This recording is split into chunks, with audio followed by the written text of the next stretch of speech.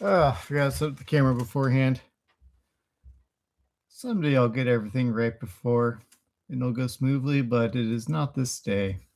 This day I struggle. Alright, I think I'm all set up now.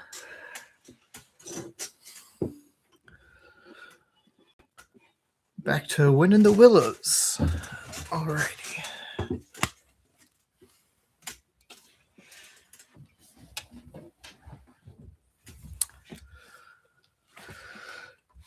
Are we ready for chapter 5?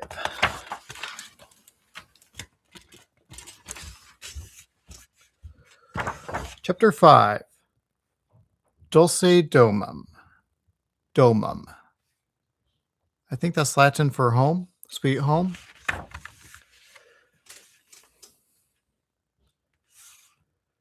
The sheep ran huddling together against the hurdles, blowing out thin nostrils and stamping with delicate forefeet.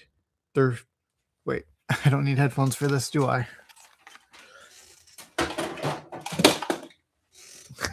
Oh well. Let's see. The sheep ran huddling together against the hurdles, blowing out thin nostrils and stamping with delicate forefeet, their heads thrown back in a light steam rising from the crowded sheep pen into the frosty air, as the two animals hastened by in high spirits, with much chatter and laughter. Be right back.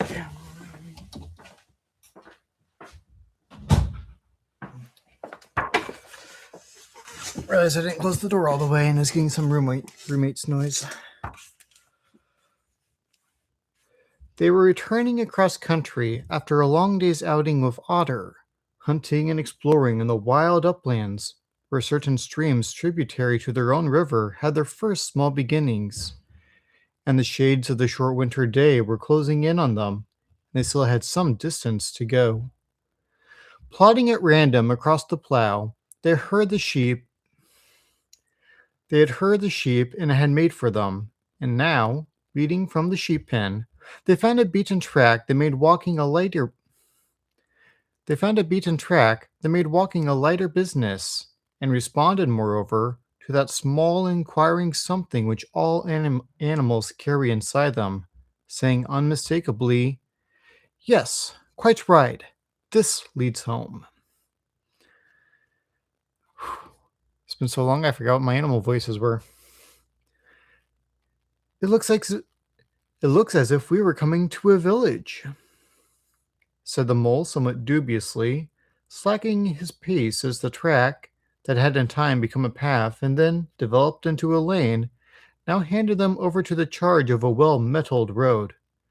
The animals did not hold with villages and their own highways. Thickly frequented as they were, took an independent course, regardless of church, post office, or public house. "Oh, never mind that," said the rat. "At this season of the year, they're all safe indoors by this time, sitting round the fire. Men, women, and children, dogs and cats and all. We shall slip through all right, without any bother or unpleasantness, and we can have a look at them through their windows if you like, and see what they're doing." The rapid nightfall of mid-December had quite beset the little village as they approached it on soft seat over a first thin fall of powdery snow. Little was visible but squares of a dusky orange-red on either side of the street, where the firelight or lamplight of each cottage overflowed through the casements into the dark world without. Most of the low-latticed windows were innocent of blinds, and to the lookers in from outside, the inmates, gathered round the tea-table, absorbed in handiwork, or talking with laughter and gesture, had each that happy grace which is the last thing the skilled actor shall capture, the natural grace which goes with perfect unconsciousness of observation. Moving at will from one theatre to another, the two spectators, so far from home themselves, had something of wistfulness in their eyes as they watched a cat being stroked, a sleepy child picked up and huddled off to bed, or a tired man stretch and knock out his pipe on the end of a smoldering log.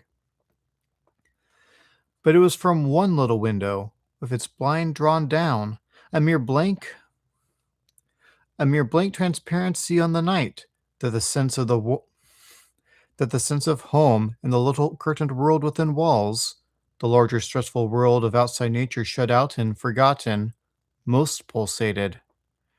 Close against the white Close against the white blind hung a birdcage, clearly silhouetted, every wire, perch, and appurtenance distinct and recognizable, even to yesterday's dull-edged lump of sugar. Yesterday's dull-edged lump of sugar. That's not one I've heard before. On the middle perch, the fluffy occupant, head tucked well into feathers, seemed so near to them as to be easily stroked.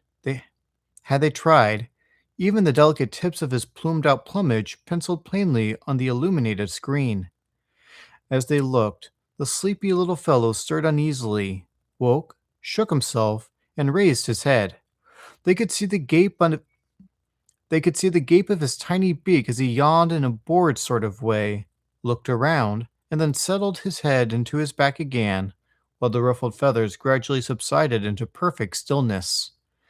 Then a gust of butter Then a gust of bitter wind took them in the back of the neck.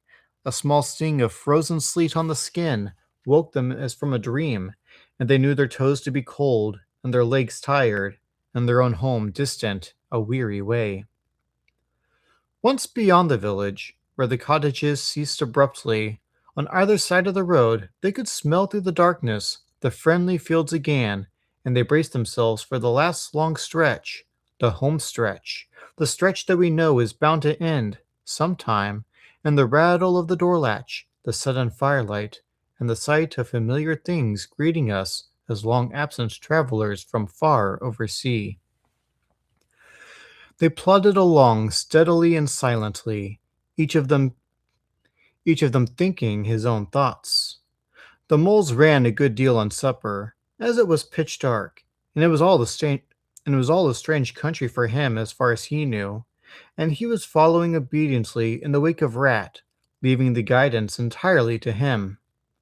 As for the rat, he was walking a little way ahead, as his habit was, his shoulders humped, his eyes fixed on the straight gray road in front of him, so he did not notice poor Mole when suddenly the summons reached him and took him like an electric shock. We others, who have long lost the more subtle of the physical senses, have not even proper terms to express an animal's intercommunications with his surroundings, living or otherwise, and have only the word smell, for instance, to include the whole range of delicate thrills which murmur in the nose of the animal night and day, summoning, warning, inciting, repelling. It was one of these mysterious fairy calls from out of the void that suddenly reached Mole in the darkness, making him tingle through and through with its very familiar appeal, even while yet he could not clearly remember what it was. He stopped dead in his tracks, his nose searching hither and thither in its efforts to recapture the fine filament, the telegraphic current that had so strongly moved him. A moment, and he'd caught it again, and with it this time came recollection in fullest flood. Home! That was what they meant. Those caressing appeals, those soft touches wafted through the air, those invisible little hands pulling and tugging, all one way. Why, it must be quite close by him at that moment, his old home that he had hurriedly forsaken and never sought again, that day when he first found the river. And now it was sending out its scouts and its messengers to capture him and bring him in. Since his escape on that bright morning, he had hardly given it a thought, so absorbed he had been in his new life and all its pleasures, its surprises, its fresh and captivating experiences.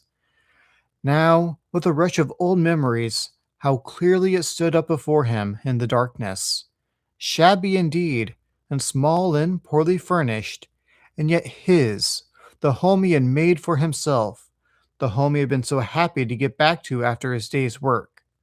And the home had been happy with him too, evidently, and was missing him, and wanted him back, and and was telling him so through his nose, sorrowfully, reproachfully, but with no bitterness or anger, only with plaintive reminder that it was there and it wanted him. The call was clear, the summons was plain. He must obey it instantly and go. Ratty, he cried, full of joyful excitement. Hold on, come back. I want you quick. Oh, come along, Mole, do, replied the rat cheerfully, still plodding along. Please stop, Ratty, pleaded the poor mole in anguish of heart. You don't understand. It's my home, my old home. I've just come across the smell of it, and it's close by here, really quite close. And I must go to it. I must. Oh, come back, Ratty. Please come back. The rat was by this time very far ahead, too far to hear clearly what the mole was calling, too far to catch the sharp note of painful appeal in his voice. And he was much taken up with the weather, for he too could smell something suspiciously like approaching snow. Mole, we mustn't stop now, really, he called back. We'll come for it tomorrow, whatever it is you found. But I daren't stop now. It's late and snow's coming on again, and I'm not sure of the way. And I want your nose, Mole, so come on quick, there's a good fellow. And the rat pressed him forward on his way without waiting for an answer. Poor Mole stood alone in the road, his heart torn asunder, and a big sob gathering somewhere low deep inside him, to leap up to the surface presently, he knew, in passionate escape. But even under such a test as this, his loyalty to his friend stood firm. Never for a moment did he dream of abandoning him. Meanwhile, the wasp from his old home pleaded, whispered, conjured, and finally claimed him imperiously. He dared not tarry longer within their magic circle.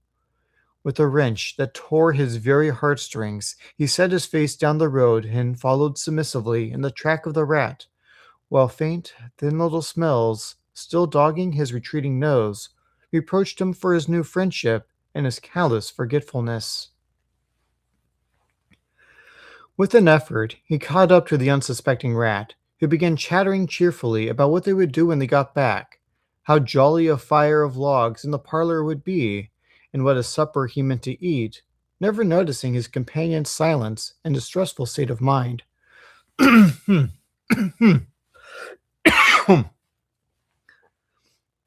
Never noticing his companion's silence and distressful state of mind. At last, however, when they had gone some considerable way further, and were passing some tree stumps at the edge of the copse that border the road, he stopped and said kindly, Look there, Mole, old chap, you seem dead tired. No talk left in you, and your feet are dragging like lead. We'll sit down here for a moment and rest. The snow has held off so far, and the best part of our journey is over. The mole subsided forlorn. The mole subsided forlornly on a tree stump and tried to control himself, for he felt it was surely coming. The sob he had fought with so long refused to be beaten. Up and up, it forced its way to the air, and then another, and another, others thick and fast, till poor Mole at last gave up the struggle and cried freely and helplessly and openly, now that he knew it was all over, and he had lost what he could hardly be said to have found. The rat, astonished and dismayed at the violence of Mole's paroxysm. I'm going to guess how that's pronounced. I've never seen that word before. Well, I don't think I've seen that word before. Maybe I have. The rat, astonished and dismayed at the violence of Mole's paroxysm of grief, did not dare to speak for a while. At last he said, very quietly and sympathetically, What is it, old fellow? Whatever can be the matter? Tell us your trouble, and let me see what I can do. Poor Mole found it difficult to get any words out between the upheavals of his chest that followed Poor Mole found it difficult to get any words out between the upheavals of his chest that followed one upon the other so quickly, and held back speech and choked it as it came. I know it's a shabby, dingy little place, he sobbed forth at last brokenly.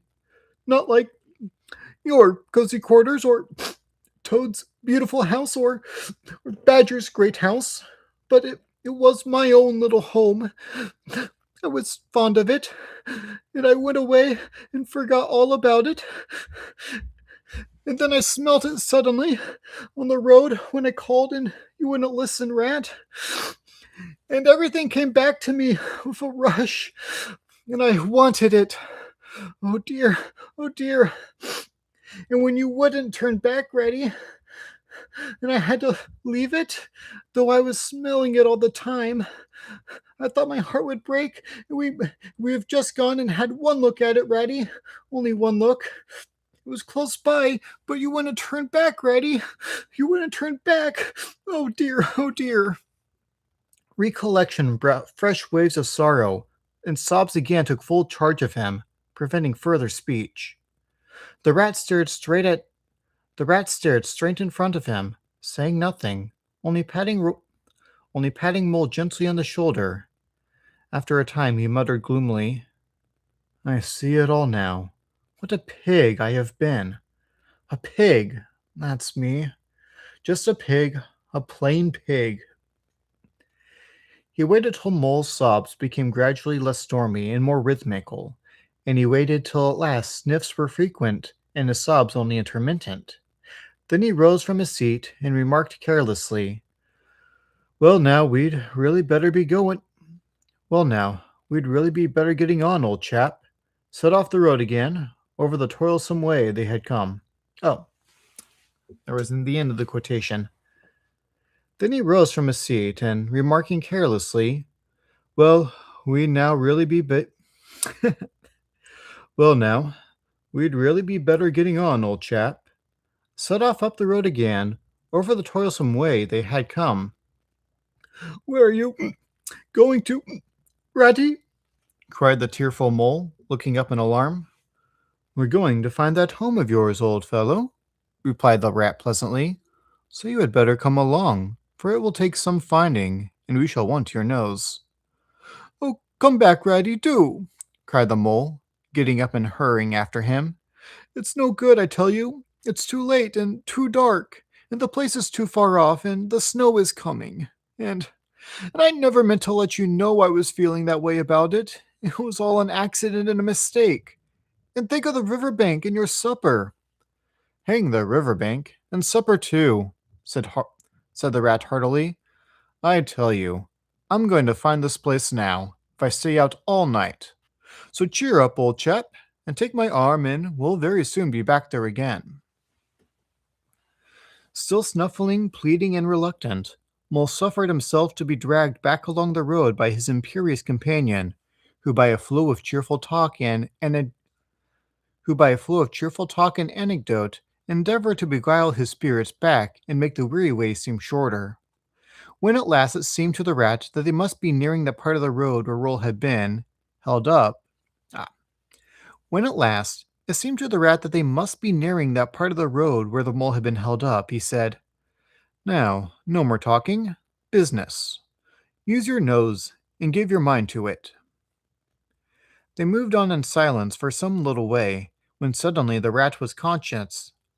Through his arm that was linked in Mole's, of a faint sort of electric thrill that was passing down the animal's body. Instantly he disengaged himself, fell back a pace, and waited all attention. The signals were coming through. Mole stood a moment rigid, while his uplifted nose, quivering slightly, felt the air. Then a short, quick run forward, a halt, a check, a try back, and then a slow, steady, confident advance. The rat, much excited, kept close to his heels as the Mole, with something of the air of a sleepwalker, crossed a dry ditch, scrambled through a hedge, and nosed his way over a field, and nosed his way over a field, open and trackless and bare in the faint starlight. Suddenly, and without giving warning, he dived, but the rat was on the alert and promptly followed him down the tunnel to which his unerring nose had faithfully led him. It was close and airless, and the earthly smell was strong, and it seemed a long time to Rat ere the passage ended and he could stand erect and stretch and shake himself. The mole struck a match, and by its light, the rat saw that they were standing in an open space, neatly swept and sanded underfoot, and directly facing them was Mole's little front door, with Mole In painted in Gothic letters. Painted in Gothic lettering over the bell pull at the side. Mole reached down Mole reached down a lantern from a nail on the wall and lit it, and the rat, looking round him, saw that they were in a sort of forecourt. A garden seat stood on one side of the door, and on the other side a roller, for the mole, who was a tidy animal when at home, could not stand having his ground kicked up by the other animals whose little runs that ended in earth heaps. On the walls hung wire baskets with ferns in them, alternating with brackets carrying plastic statuary, Garibaldi, and the infant Samuel, and Queen Victoria, and the and other heroes of modern Italy. Modern Italy. Is that where the story takes place? Down on one side of the forecourt ran a skittle alley, with benches along it and little wooden tables marked with rings that hinted at beer mugs. In the middle was a small round pond containing goldfish and surrounded by a cockleshell border. Out of the center of the pond rose a fanciful erection clothed in more cockleshells and topped by a large silver glass ball that reflected everything all wrong and had a very pleasing effect. This is an elaborate house.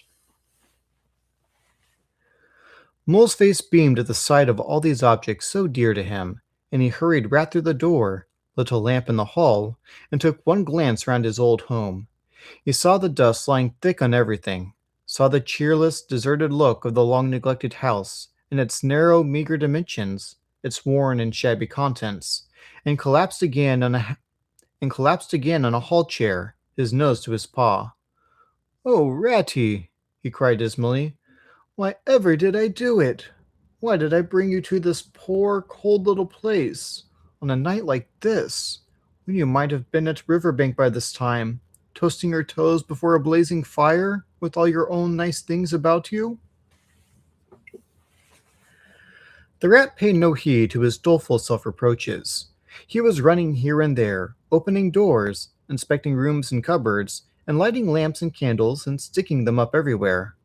"What a capital little house this is," he called out cheerily. "So compact, so well planned. Everything here and everything in its place. We'll make a jolly night of it. The first thing we want is a good fire. I'll see to that. I always know where to find things. So this is the parlor. Splendid. Your own idea, those little sleeping bunks in the wall? Capital. Now, I'll fetch the wood and the coals, and you get a duster, Mole. You'll find one in the drawer of the kitchen table, and try to smarten things up a bit. Bustle about, old chap." Encouraged by his inspiriting companion, the mole roused himself and dusted and polished with energy and heartiness, while the rat, running to and fro with armfuls of fuel, soon had a cheerful blaze roaring up the chimney. He hailed the mole to come and warm himself, but Mole promptly had another fit of the blues, dropping down on a couch in dark despair and burying his face in his duster. "Rat," he moaned, "how about your supper? You poor, cold, hungry, weary animal. I've nothing to give you. Nothing. Not a crumb." "What a fellow you are for giving in," said the rat reproachfully. "Why, only just now I saw a sardine opener on the kitchen dresser, quite distinctly, and everybody knows that means there are sardines about somewhere in the neighborhood. Rouse yourself. pull yourself together and come with me and forage." They went and foraged accordingly, hunting through every cupboard and turning out every drawer. The result was not so very depressing after all, though of course it might have been better, though of course it might have been better. A tin of sardines, a box of Captain's biscuits, nearly full, and a German sausage encased in silver paper. "There's a banquet for you," observed the rat as he arranged the table. I know some I know some animals who would give their ears to be sitting down to supper with us tonight." "No bread," groaned the mole dolorously. "No butter, no pot de foie gras, no champagne," continued the rat, grinning. "And that reminds me, what's that little door at the end of the passage? Your cellar, of course. Every luxury in this house. Just you wait a minute." He made for the cellar door, and presently reappeared, somewhat dusty, with a bottle of beer in each paw and underneath each arm. "Self-indulgent beggar you seem to be, Mole," he observed. "Deny yourself nothing. This is really the jolliest little place I ever was in. Now wherever did you pick up all those prints? Make the place look so homelike they do. No wonder you're so fond of it, Mole. Tell us all about it, and how you come to make it what it is." Then while the rat busied himself fetching plates, knives, and forks, and mustard which he mixed in an egg cup, the mole, his bosom still heaving with the stress of his recent emotion, related, somewhat shyly at first, but with more freedom as he warmed to his subject, how this was planned, and how that was thought out, and how this was got through a windfall from an ant, and that was a wonderful find and a bargain, and this other thing was brought out of laborious savings and a certain amount of going without. His spirits his spirits finally quite restored, he must needs go and caress his possessions, and take a lamp and show off their points to his visitor, and expatiate? I'll make a guess. And expatiate on them, quite forgetful of the supper they had both so much needed. Rat, who was desperately hungry but strove to conceal it, nodding seriously, examining with a puckered brow, and saying, "Wonderful," and "Most remarkable," at intervals, when the chance for an observation was given him. At last the rat succeeded in decoying him to the table, and had just got seriously to work with the sardine opener when sounds were heard from the forecourt without, sounds like the scuffling of small feet in the gravel and a confused murmur of tiny voices, while broken sentences reached them. "Now, all in a line. Hold the lantern up a bit, Tommy. Clear your throats first. No coughing after I say 1, 2, 3. Where's young Bill? Here, come on, do. We're all waiting." "What's up?" inquired the rat, pausing in his labors. "I think it must be the field mice," replied the mole, with a touch of pride in his manner. "They go round carol singing regularly at this time of the year. They're quite an institution in these parts, and they never pass me over. They come to Mole Inn last of all, and I used to give them hot drinks, and supper too sometimes, when I could afford it. It'll be like old times to hear them again." "Let's have a look at them," cried the rat, jumping and running to the door. It was a pretty sight, and a seasonable one, that met their eyes when they flung the door open. In the forecourt, lit by the dim rays of a horn lantern, some 8 or 10 little field mice stood in a semicircle, red worsted comforters round their throats, their forepaws thrust deep into their pockets, their feet jigging for warmth. With bright beady eyes they glanced shyly at each other, sniggering a little, sniffling, and applying coat sleeves a good deal. As the door opened, one of the elder ones that carried the lantern was just saying, "Now then, 1, 2, 3," and forthwith the shrill little voices uprose in the air, singing one of the old-time carols that their forefathers composed in fields that were fallow and held by frost, or when snowbound in chimney corners, and handed down to be sung in the miry street of lamplit windows at Yule-time. Carol. Let's see. Hopefully this one I'll actually figure out if I'm supposed to read across or down. I know whatever I did last time, I'm pretty sure it was the opposite, so. 50-50, right? Villagers all, this frosty tide, let your doors swing open wide. Though wind may follow and snow beside, yet draw us in by your beside, bide. Yeah. Yet draw us in by your fire to bide. Joy shall be yours in the morning. Here we stand in the cold and the sleet, blowing fingers and stamping feet. Come from come from far away, you to greet, you by the fire, and we in the street, bidding you joy in the morning. For ere one half of the night was gone, sudden a star has led us on, raining bliss and benison, bliss tomorrow and more anon, joy for every morning. Goodman Joseph toiled through the snow, saw the star o'er a stable low. Mary she might not further go, welcome thatch and litter below. Joy was hers in the morning. And when they heard the angels tell, who was the first to cry Noel, animals all as it befell, and the stables where they did dwell, joy shall be theirs in the morning. Okay, I think I read that in the right order. That seemed to make sense. Their voices ceased. The singers, bashful but smiling, exchanged sidelong glances, and silence succeeded, but only for a moment only. Then from up above and far away, down the tunnel they had so lately traveled, was borne to their ears in a faint musical hum, the sound of distant bells ringing a joyful and clangorous peal. "Very well sung, boys," cried the rat heartily. "And now come in, and all of you, and warm yourselves by the fire, and have something hot." "Yes, come along, field mice," cried the mole eagerly. "This is quite like old times. Shut the door after you. Pull up that settle to the fire. Now, you just wait a minute while we— "Oh, Ratty!" he cried in despair, plumping down in his seat with tears impending. "Whatever are we doing? We've nothing to give them." "Leave it all to me," said the masterful rat. "Here, you with the lantern, come over this way. I want to talk to you. Now tell me, are there any shops open at this hour of the night?" "Why, certainly, sir," replied the field mouse respectfully. "At this time of the year our shops keep open to all sorts of hours." "Then look here," said the rat. "You go off at once, you and your lantern, and you get me." Here much muttered conversation ensued, and the mole only heard bits of it, such as, "Fresh, mind? No, no, a pound of that will do, and see you get Buggins, for I won't have any others. No, only the best. And if you can't get it there, try somewhere else. Yes, of course, homemade, no tin stuff.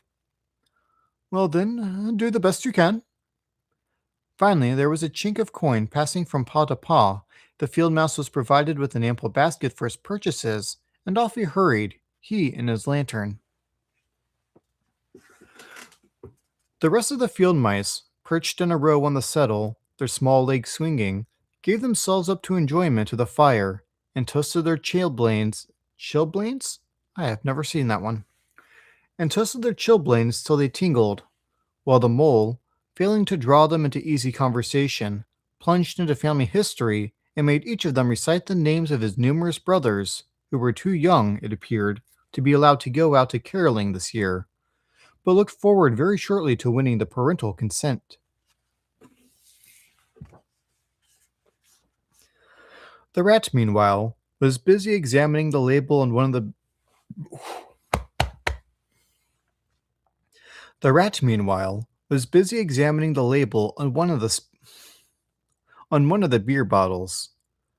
"I perceive this to be old Burton," he remarked approvingly. "Sensible mole.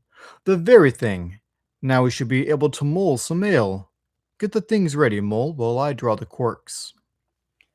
It did not take long to prepare the brew and thrust the tin heater well into the red heart of the fire, and soon every field mouse was sipping and coughing and choking, for a little mulled ale goes a long way, and wiping his eyes and laughing and forgetting he had ever been cold in all his life. "They act plays too, these fellows," the mole explained to the rat. "Make them up all by themselves, and act them afterwards. And very well they do it too. They gave us a capital one last year about a field mouse who was captured at sea by a Barbary courser and made to row in a galley. And when he escaped and got home again, his lady love had gone into a convent. Here, you were in it, I remember. Get up and recite a bit. The field mouse addressed got up on his legs, giggled shyly, looked around the room, and remained absolutely tongue-tied. His comrades cheered him on. Mole coaxed and encouraged him, and the rat went so far as to take him by the shoulders and shake him. But nothing could overcome his stage fright. They were all busily engaged on him like watermen applying the Royal Humans. Ugh. They were all busily engaged on him like watermen applying the Royal Humane Society's regulations to a case of long submersion. When the latch clicked, the door opened, and the field mouse with the lantern reappeared, staggering under the staggering under the weight of his basket. There was no more talk of play acting once the very real and solid contents of the table had been. There was no more talk of play acting once the very real and solid contents of the basket had been tumbled out on the table. Under the generalship of Rat, everybody was set to do something or fetch something. In a very few minutes, supper was ready, and Mole, as he took the head of the table in a sort of a dream, saw a lately barren board set thick with savory comforts, saw his little friends' faces brighten and beam as they fell to it, saw his little friends' faces brighten and beam as they fell to without delay, and then let himself loose, for he was famished indeed, on the provender so magically provided, thinking what a happy homecoming this had turned out after all. As they ate, they talked of old times, and the field mice gave him the local gossip up to date, and answered as well as they could the 100 questions he had to ask them. The rat said little or nothing, only taking care that each guest had what he wanted, and plenty of it, and the mole had no trouble or anxiety about anything. They clattered off at last, very grateful, and showering wishes of the season, with their jacket pockets stuffed with remembrances for the small brothers and sisters at home. When the door had closed on the last of them, and the chink of the lantern and the chink of the lanterns had and the chink of the lanterns had died away, Mole and Rat kicked the fire up, drew the chairs in, brewed themselves a last nightcap of mulled ale, and discussed the events of the long day. At last the Rat, with a tremendous yawn, said, "Mole, old chap, I'm ready to drop. Sleepy is simply not the word. That your own bunk over on that side? Very well then, I'll take this. What a ripping little house this is. Everything's so handy." He clambered into his bunk and rolled himself well up in the blankets, and slumber gathered him forthwith as a swath of barley is folded into the arms of the reaping machine. What a picture. The weary mole also was glad to turn in without delay, and soon had his head on his pillow in great joy and contentment. But ere he closed his eyes, he let them wander around his old room, mellow in the glow of the firelight that played or rested on familiar and friendly things which had long been unconsciously a part of him, and now smiling received him back without rancor. He was now in just the frame of mind that the tactful Rat had quietly worked to bring about in him. He saw clearly how plain and simple, how narrow even, it all was, but clearly too how much it all meant to him, and the special value of some anchorage in one's existence. He did not at all want to abandon the new life and its splendid spaces, to turn his back on sun and air and all they offered him, and creep home and stay there. The upper world was all too strong. It called to him still, even down there, but he knew he must return to the larger stage. But it was good to think that he had done this. But it was good to think that he had this to come back to. This place which was all his own. These things which were so glad to see him again and could always be counted upon for the same simple welcome. Okay, 40 minutes. I might make this a single chapter. We'll see. That was 80 through, that was 15 pages.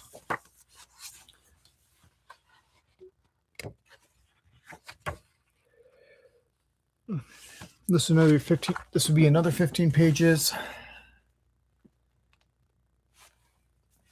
I like to go for an hour, but at the rate I read that one, this would be another 40 minutes. And I think my brain was getting tired by the end of that. So I'm probably going to call it quits early tonight and just pick up with chapter 6 next time.